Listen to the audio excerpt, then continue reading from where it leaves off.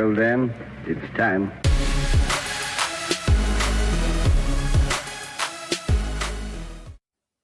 Tax day. We filed. We're done.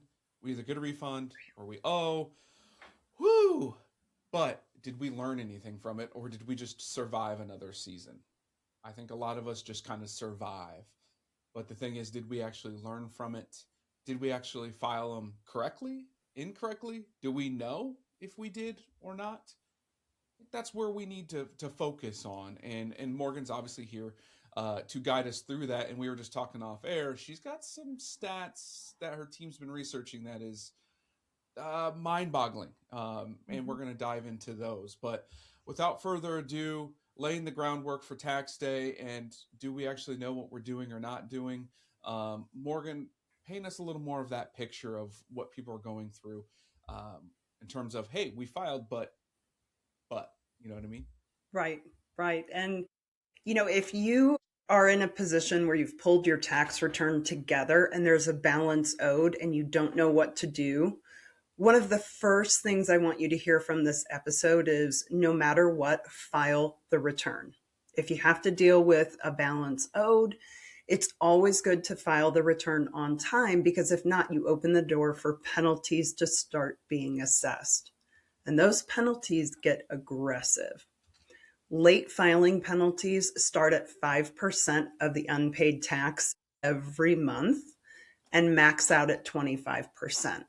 So if you're looking at a tax return that says you owe $20,000, right? If you don't file and if you sit there and hold it, you could end up with a 25% penalty on it in just 5 months. So make sure that first things first, file the return. Even though there's a balance owed, you can still deal with it at a later date. For those that are sitting, whether they have filed or not filed, and we're talking about, hey, just make sure you do file. There are other options too, right? There is extensions. Can you talk through what extensions do in terms of with the penalty, interest, and how those work as well? Sure. With an extension, it is an extension of time to file the return, not to pay the tax that's owed. So if you filed your return in October under a valid extension, but you still have a balance due on that return, they're going to charge you late payment penalties going back to April 15th, because April 15th is the date to file and pay, and the extension only gives you time to file. It's a big point. It's a massive point. Now, I know we all know what you deal with and deal with all the consequences of us all making mistakes, but you just said file, right? It's more important to just get it filed than to deal with all of the penalties and et cetera at the end. What if we don't know if the return's accurate or not at that time period? Do we still file?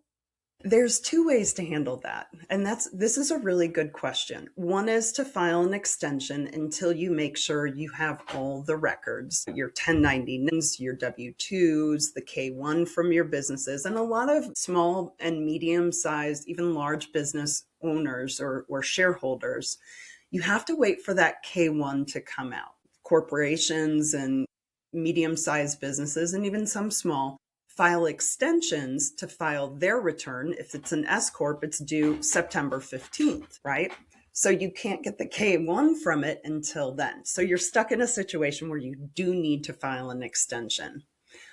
But if let's say you're a sole proprietor and you file your business's information on a Schedule C on your 1040, and you just don't have your books ready to go, you just don't know what to do, you can file an estimated return due April 15th and then file an amended later, or you can file an extension to file the return once you feel like all the data is really dialed in. So there's two different ways to handle it. The big thing, though, is any tax you may owe when you file an extension and you file later, you're going to end up with penalties on failure to pay if you don't pay that amount by April 15th.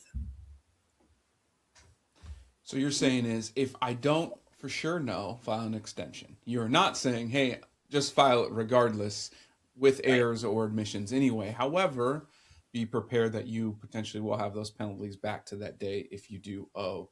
Now, I know from a personal experience, and I know that from me personally, but also with clients, that sometimes you can also write a letter and they will forgive some of those penalties and stuff like that if you actually have proof behind the purpose and the reasoning of everything going on.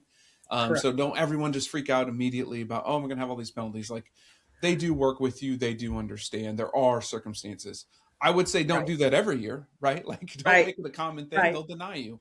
But if you're listening to this today and going, oh shit, well, there are some remedies as well. So don't just kill yourself because of that, right? Let's And talk in through it. 20 Let's mix it. Go ahead. Absolutely. And in 2026, the IRS is supposed to implement and activate an automatic first time abatement program. Now, none of us in the industry really know how they're going to implement this. It could be a disaster coming at all of us, and it could make for a lot of administrative errors and time that you need to spend working it out. But the key is with a first time abatement, you have to have not had the same penalty charged within the 3 prior years. So in 26, they're supposed to automatically be issuing a, hey, you have a penalty, but because it's your first time in the last 3 years, we're going to forgive it. We'll wait and see how that comes about. But you are able to ask for an abatement of penalties, and if as long as you haven't had the similar penalty in the prior 3 tax years. Yeah, it'll be interesting to see that. I feel like when they always throw those things out, the idea is great. Mm-hmm.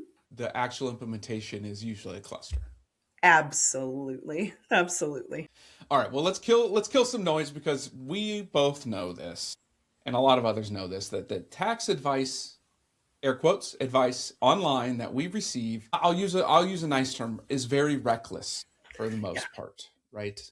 I can definitely use different words, but we're going to go with reckless. And so we're just going to bring up a couple of normal, I guess, takes that we all hear and see all the time. And I want to get your opinion on it from Mm-hmm. both a truth factor or just in general what your opinion is on them. So we've already hit upon the first one, which is kind of just normal, is just file an extension and you'll be fine, right? It's just paperwork. You don't have to worry about anything.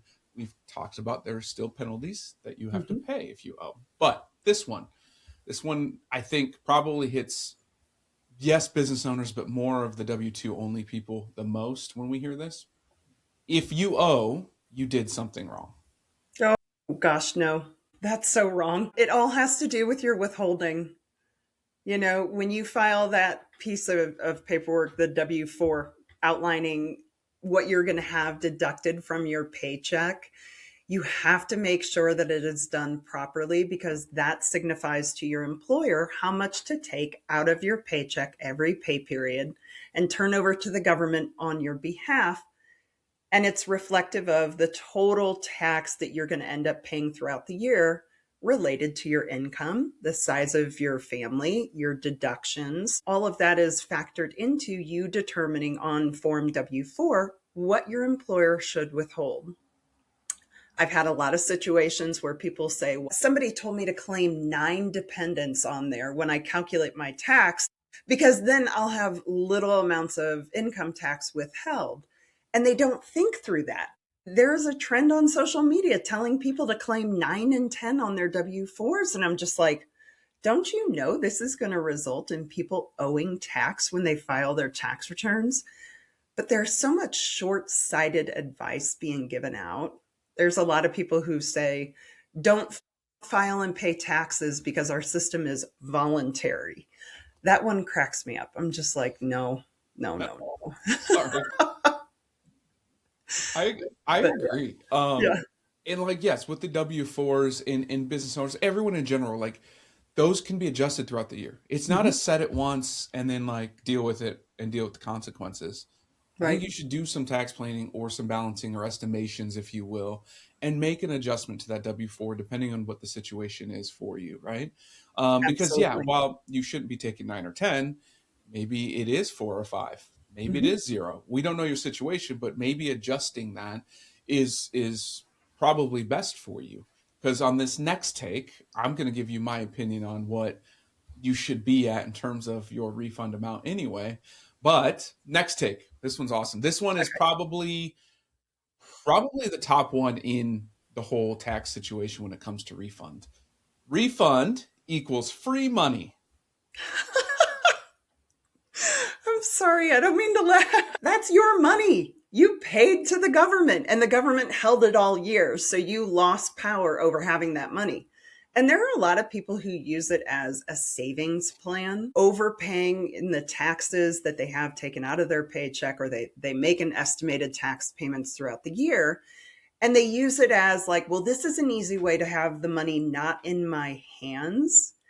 And in April, when I file my return, I'm going to get that money back and I'm going to use it to buy new patio furniture or whatever they had their heart set on. It's okay. It's okay. But I know where this is heading, so I'll let you take us there. I loathe that idea. I really do. I get that some people do want to use it as like savings, like it forces them from a discipline perspective. My planning brain wants to like blow up when it comes to that, because cash flow flexibility is the most important thing to all of our lives when it comes to our money. And if you're purposely putting money into something that you couldn't ever touch until you file your taxes, like to me that makes my blood curdle. Like it makes me want to vomit a little bit, I because agree. not only are you giving it to our government to use however they see fit without interest coming back to you, you are now hopefully getting that money back at some point. But what happens if they get delayed? What happens if what happens, right? Now you're Right. talking about 12, 18 months, 24 months to get your money that should already been in your pocket due, when we all know in life shit happens all the time to us, right? Yep. Car repairs, kids this, injury, sickness, who knows? And that extra 100, 200, 300, some people even have $1,000 coming back. Like all of that money could be set aside for you for those specific reasons. So for me, I'm going to challenge you to be more disciplined as a human and an adult, and make sure that we get as close to zero as possible. I prefer everyone owe just a little bit, like a couple $100, because I Totally would agree. rather have all of our money that we're using for ourselves throughout the year than any amount going on the other side. Now, granted, business owners, sometimes we don't have a choice, and we'll get to you guys later, but the rest of us that are more W-2, let's try to be at zero and use that money throughout the year, or even save it yourself, but at least you have access to it and you can use it when you need it, as opposed to waiting 12, 14, 18 months down the road. I agree. I agree. The IRS has a really good tax withholding calculator. Go on their website, use it. It's a free tool. It takes you maybe 5 minutes to enter the data, and it will help make sure that your W-4 is computed properly. Do it. Go to Yep. it. We'll have the link somewhere in the description. Do it. Run it. I'm telling you, I know you're like, hey, but I want to be a saver. I promise you, having that flexibility will be a lot better for your financial picture and your mental state than waiting to get this big refund come April. And if you want to take it a step further, take that money and put it into a CD, a short-term CD or a short-term investment fund, somewhere where it's making money for you, not just sitting in the government coffers. And when you get it, you've earned 0% interest on it. Agreed. And if you're like, hey, but I'll touch it, put it into an account that's not attached to your personal checking and savings. Right. So it takes you an extra step, or maybe it takes 2 to 3 days to get it, because that will personally set aside and be like, that's too big of a, like I have to double think that, right? It's Right. easy when it's in a card, I swipe it. It's a lot harder when I have to call up Morgan and be like, hey, I need to move this money. Can I get it? It's going to take 2 to 3 business days. And then you start second guessing going, oh, that money's set aside for a reason, right? So make it harder for yourself to get to. All right, next take. Estimated payments are only for rich people. No, I wish. I know, right? I wish. For anybody who has a lot of capital gain tax exposure, self-employed individuals, anybody who has a business and you're getting a K-1, and that none of that money is being taxed. You're not having anybody withholding tax out of it. So you have an obligation to at least 4 times a year make an estimated tax payment. I say they call them quarterly estimated tax payments, but they're not quarterly. It's April, June, September, and then January. So it's like 4 months, 2 months. Just Think about the easiest way to do it. Your minimum requirement is 4 payments, but you could calculate it into a monthly payment if that makes it easier for you. Think of it as another car payment, as much as it stinks to say that amount, but make the process easy on yourself, something that you know you can manage throughout the month, throughout the quarter, throughout the year. At least have those 4 payments made, make them more frequently if it works for you. And does it really matter what that estimated payment is? Now, obviously for us, when we do planning and et cetera, we'll get and whittle that down. But for those that really don't know how to figure out that number or take the time, is there like a guideline or like a range of what those minimum payments should be? Yeah, great question. Use your prior year's tax return as a guideline. If you're self-employed, let's say you're a plumber and you just work for yourself, look at your Schedule C where you reported your income and expenses for your business last year. Take a look at where your income is this year in comparison and start doing a little bit of algebra, right? Like if my gross income was this and this was my tax last year, and so far my income's around this percentage, figure out what that equal percentage is on the tax and use that as a guideline. Or get with your bookkeeper and your CPA or enrolled agent. Definitely do all of that, right? Get one. Promise. You should get one, makes your life easier. Quarterly. Get with We them will quarterly. always, yeah, At we will least always quarterly. be on top of that, right? Yes. Always do that. So what happens though, say I do make quarterly payments or my estimated payments because they're not quarterly, and I have paid too much in or I haven't paid enough in. How does that affect me? Too much in, you'll get a refund, or you can carry it forward to next year, right? If you have a balance owed, you're going to end up with a little bit of penalties, a little bit of interest on that balance owed as well. You'll just be able to make a payment right away when you file your tax returns, or you can set up some type of short-term payment plan to address the balance if it's too large. And on that payment on that interest and penalties, is that the 5% again, or is that a different calculation? Late payment, it would be considered a late payment at that point when you file your tax returns. That is at 0.5% every month that a balance is due. So it's not quite the same as the late filing penalty, but it does accrue. And interest right now is set quarterly by Congress. For the last 2 years, it's been at 7% per annum, but it compounds daily. So every day you're adding just a little bit more onto that debt. Good work. Okay. Now that we've hit upon the noise and some truths and our own personal opinions, both personally and professionally, by the way, folks, let's dive into your expert lens and the research that we have teased about on the front side of what you're working on, because these numbers are something that we have to discuss. Like we have to let people know. So throw them at us. Okay. So last filing season, it was tax year 2024, when people filed by April of last year, over 44.5 million individual taxpayers filed with a balance due, and over 30% of them did not have the ability to address it. So they ended up starting to get collection notices. I mean, that's a lot. That was almost 10% more from the prior filing season. That's such a large number, right? There's 130 million adults roughly, give or take. So we're saying like a third of that, right? Like a third of the adults in America filed with a balance, and then a third of that number couldn't really afford to pay it. Yeah. That's a massive problem.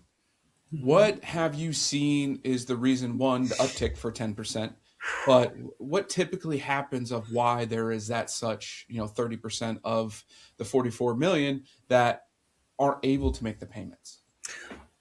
Honestly, my thought and my belief based on the clients that I've seen come to our company who have tax debt issues, it is partly economy. Our country has really been financially unstable for the last 2.5 years. That has created some problems.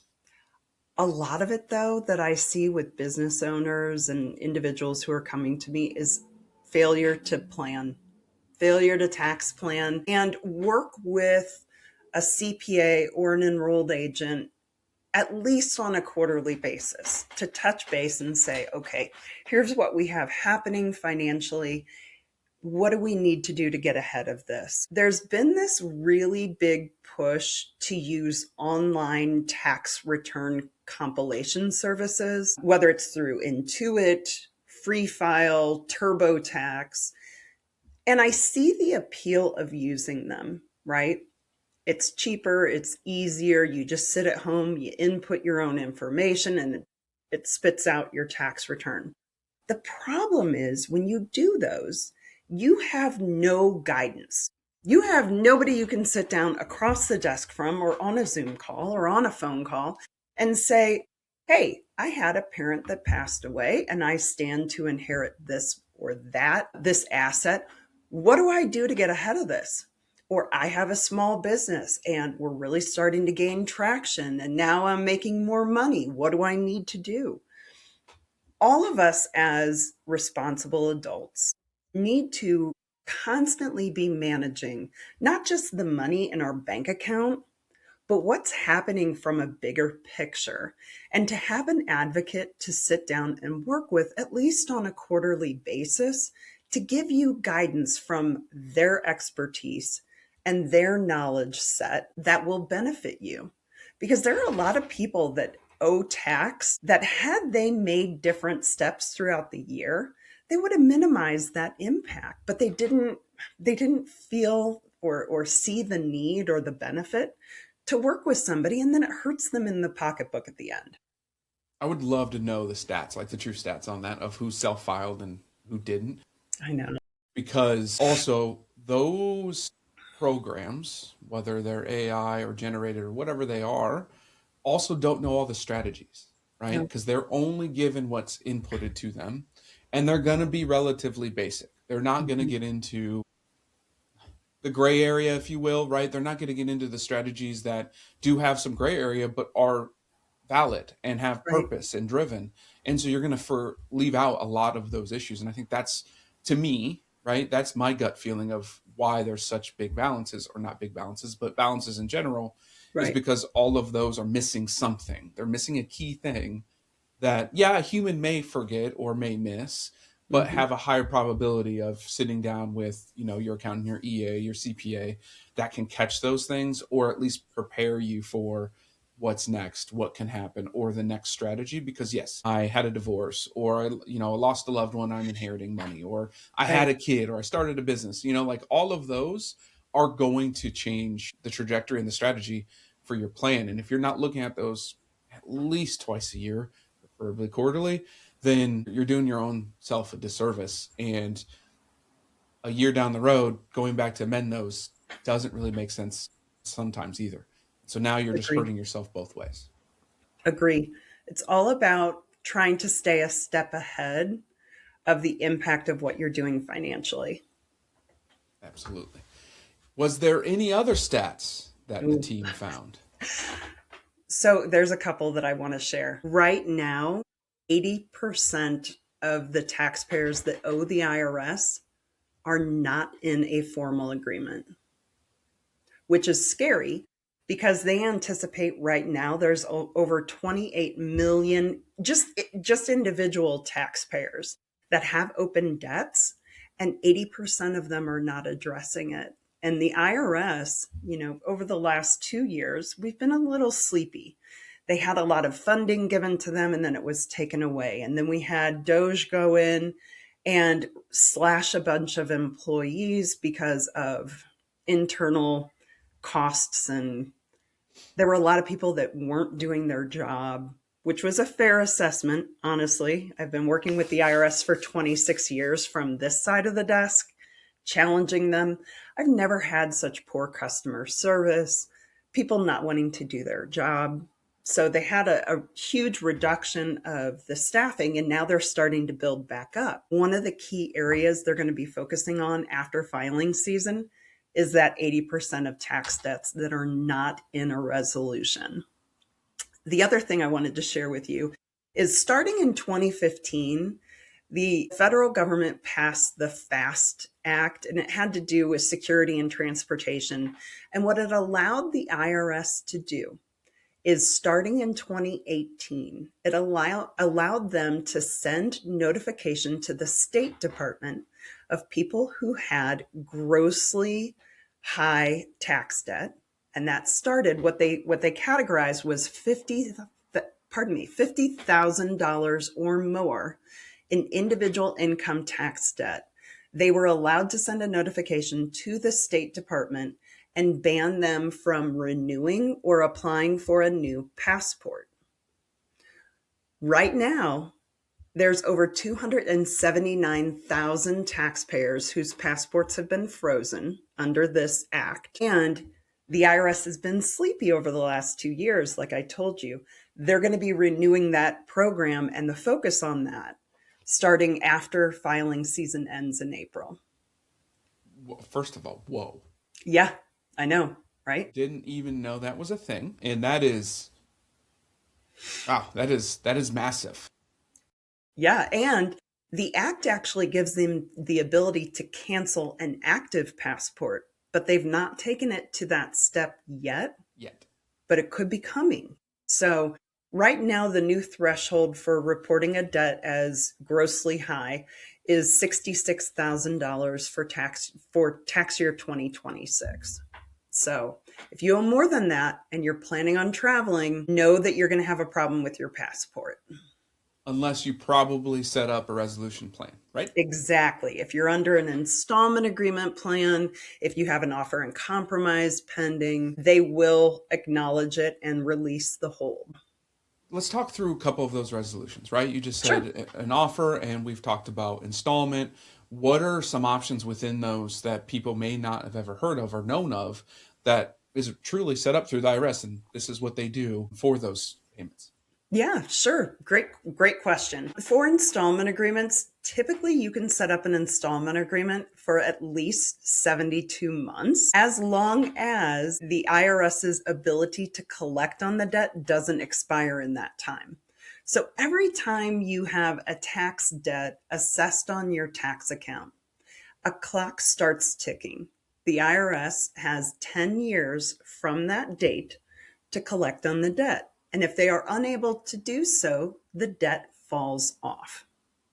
Now, there's a couple of things that you could do as a taxpayer to pause that clock ticking, but that's just a general rule of thumb. They have 10 years to collect on the debt. Now, let's say, again, the IRS has been sleepy for the last few years.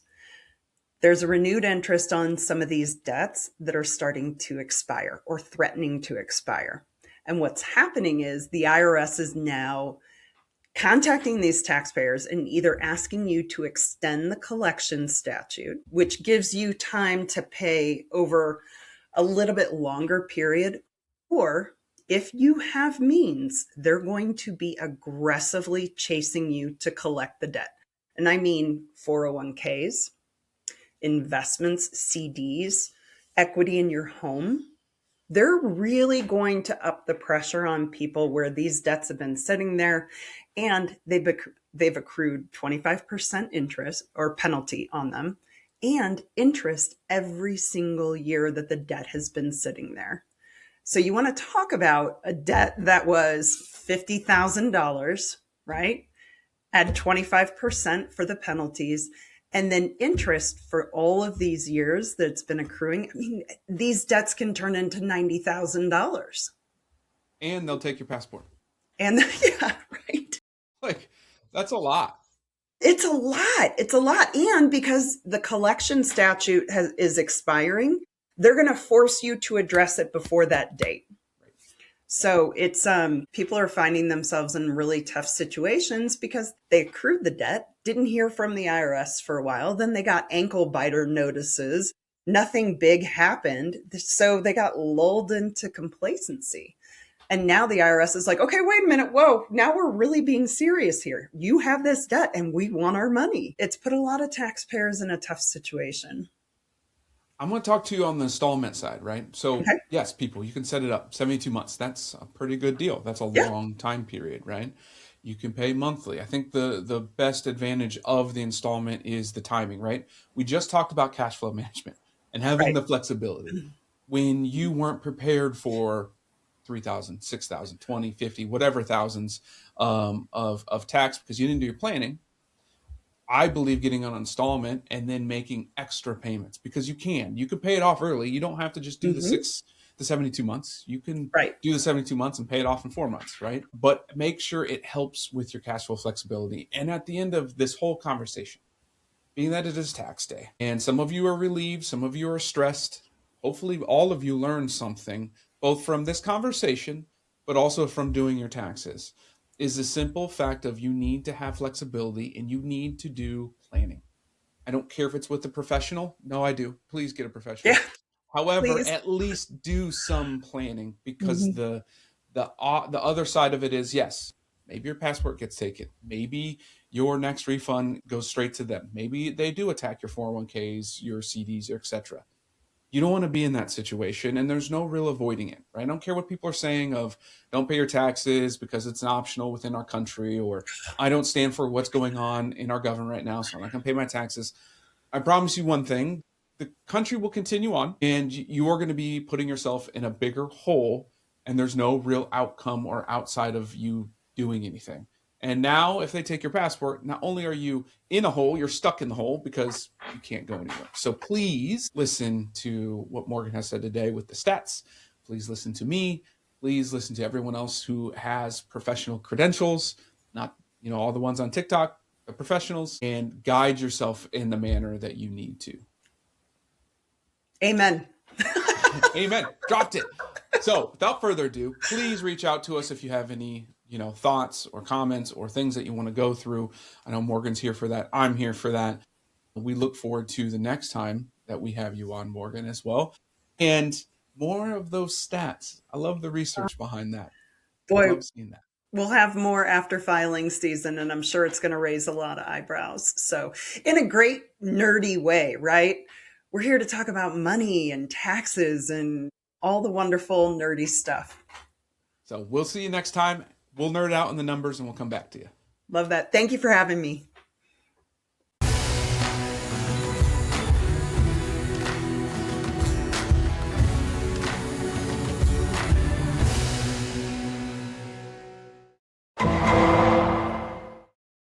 The preceding program was sponsored by Black Mammoth. Any awards, rankings, or recognition by unaffiliated third parties or publications are in no way indicative of the advisor's future performance or any individual client's investment success.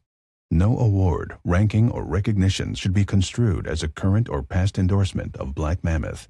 Information regarding specific awards, rankings, or recognitions is available on the Black Mammoth website, www.blackmammoth.com.